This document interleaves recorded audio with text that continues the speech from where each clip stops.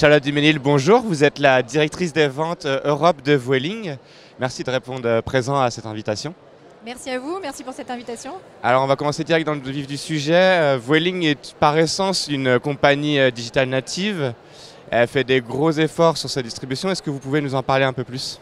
Oui, tout à fait. Effectivement, dès sa création, Vueling a été positionné comme une compagnie low cost qui souhaitait offrir à la fois à ses clients directs une plateforme e-commerce performante et à ses partenaires des outils de connexion digitaux. Donc dès 2008, Vueling a proposé une connexion API. Et donc on a beaucoup de partenaires qui sont connectés aujourd'hui en API. Et en 2018, on a connecté en parallèle NDC selon le standard de IATA. En parallèle, on propose notamment aux partenaires des plateformes pour les agences de voyage, donc tout digital. Notre plateforme groupe est également complètement digitalisée. Et donc il y a eu effectivement depuis le départ un investissement assez fort sur ces outils digitaux.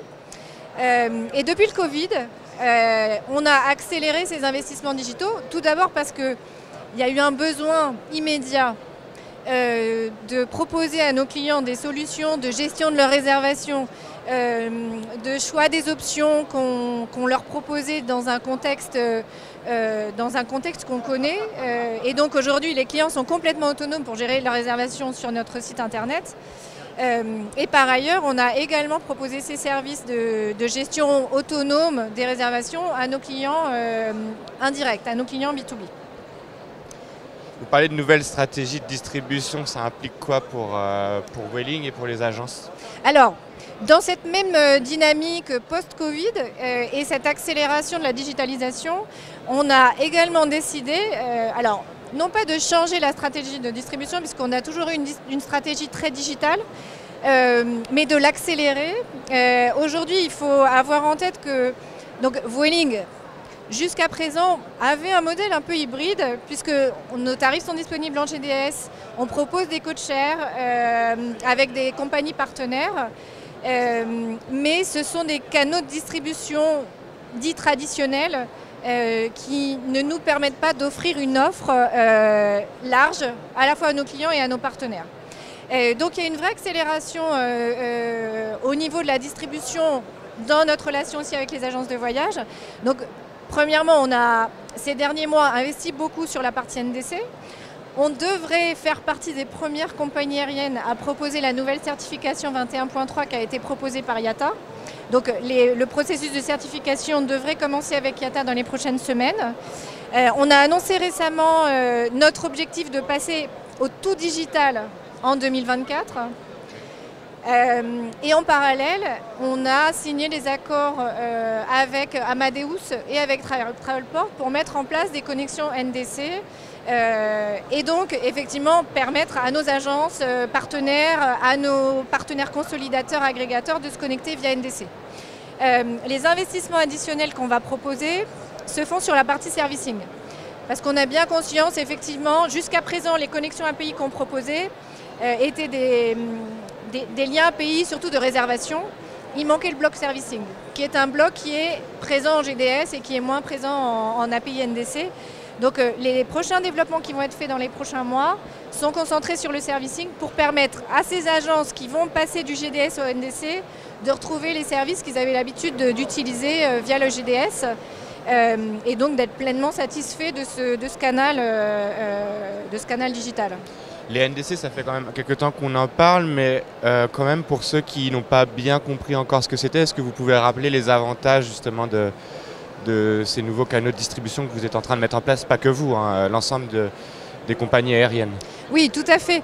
Alors, le NDC, c'est un standard. C'est un standard qui a été développé par IATA et qui est une connexion API et qui permet effectivement de distribuer son contenu via cette technologie suivant ce standard que l'ensemble des acteurs de l'industrie vont développer. C'est-à-dire qu'on parle le même langage. Et pour un distributeur agence de voyage, ça permet d'avoir le même langage lorsqu'il va utiliser cette technologie avec Vueling, avec d'autres compagnies aériennes. Et donc ainsi, on a cette norme qui se met en place. Alors, pour Vueling, quels sont les avantages pour les agences de voyage? La difficulté qu'une compagnie comme Vueling a au travers d'un GDS traditionnel est qu'elle ne peut pas distribuer l'ensemble de son contenu.